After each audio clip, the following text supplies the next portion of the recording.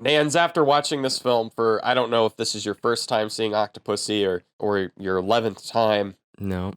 First time for sure. We want that Nan's gut reaction. Go. Pretty good.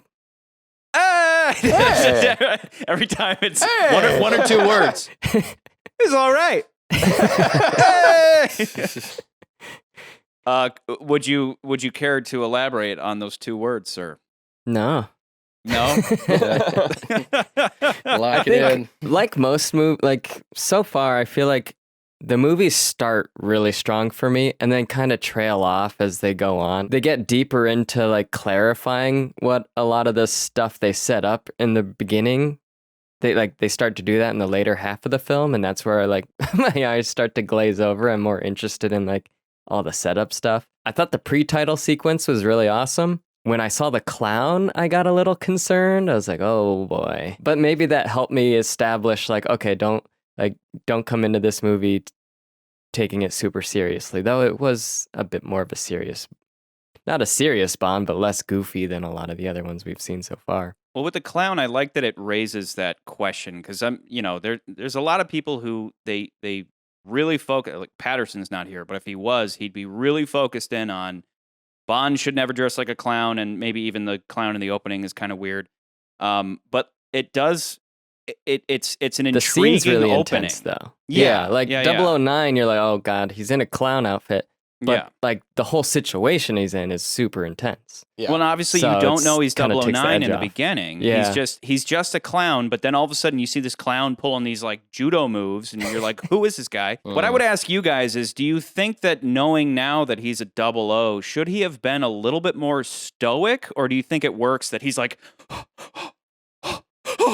like if that was Bond, do you think Bond would be a little more serious in the face? Like, I get what they were going for. This guy's obviously fearing for his life, but let me put it a different way. Can you imagine Alec Trevelyan, aka 006, dressed as a clown, looking terrified? No, he would it would be like when you see Bond later, and it's not Bond acting clownish. He's still a super spy who just, is in disguise, as opposed to Is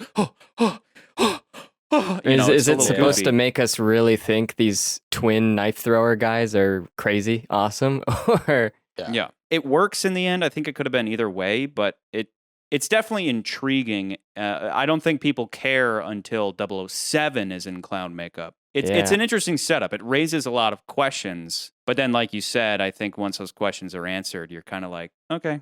Do you think, as Nance was saying, or hinting at, do you think that this is Roger Moore's best prologue?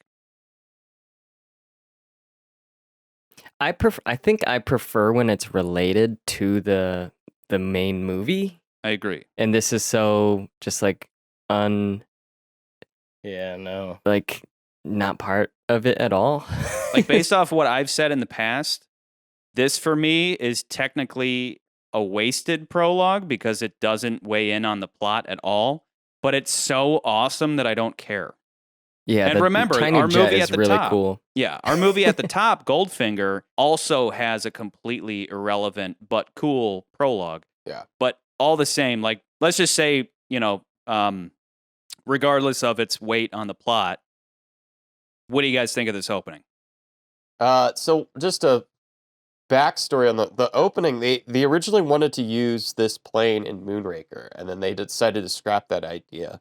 What were they going to do? They were going to use this plane. I don't know exactly what they were going to do with it, but they originally wanted to do this plane for Moonraker, and then they decided. If I'm remembering correctly, what was Moonraker's opening? Because I forgot. Oh, it was Jaws The falling into the circus. Parachute. Yeah. Jaws, cock in your face. How That's could you right. forget that? Well, good thing it just blanked my memory. But it's fun to watch that because the sequence, if you watch carefully, they attached a version of that plane to a car with a pole, but then they put all that stuff and all those people in the way, so you can't tell there's a car Cool. pulling the jet through. It through looks there. a little silly. I mean, It's, like it's definitely slower than it Yeah. was. speed-wise, I know. yeah. Yeah, but like So- whatever. I mean, that moment is so, it's still cool. because again, like the parachute opening, you've got this ultra high speed ship with the British flag painted on it. We also have a hot air balloon with the same treatment, but like, forget about that for now. Bond gets caught in his mission. He can't achieve it. He's supposed to blow up this base, and then he still manages to pull it off and escape at the same time. Like, I'm always... Every time he's flying off and the place is exploding, for me, it feels like the parachute opening again. And I'm like, yeah. The thing that ruins it for me, though, is that he lands and then he Gets pulls up gas. to a Does gas that station. ruin it, though? Yeah. It does. Yeah. Does that I would have rather ruin it ended with him flying off and then with the Bond theme going full blast. But Yeah. more is like, let's put a joke here. Fill her up, please. Yeah, that's when the producers go, but Roger's hilarious and everybody loves him. And like, because the more I watch the Roger Moore movies, and then, I'm editing these videos, and, when people talk about like, the Roger Moore Bond movies are just trash. That's what I'm like, I get what you mean. Wouldn't it be great if we had every movie like Casino or whatever? But at the same time, do you really want that? I think if you can't enjoy these movies, goofy or otherwise, I think your soul might be dead. Like, I think you might have a joyless existence if you can't appreciate the absurdity and the fun of Roger Moore. And we've argued endlessly about the goofy versus the serious, and it's like, which I want to bring up on that note.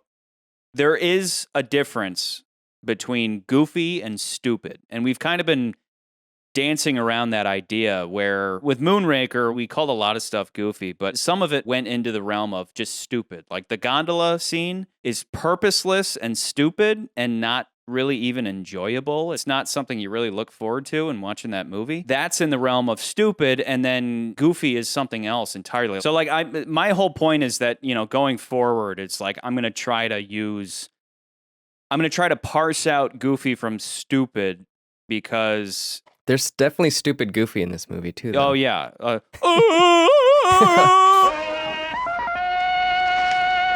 Not as bad as the slide whistle. The slide whistle still wins. But I would say that moment is definitely this movie's slide whistle. Yeah, For sure. The one moment in the movie where you're like, is that a good choice? Yeah, this movie has stupid in spades, in my opinion. Damn. Okay. There's Okay. a lot.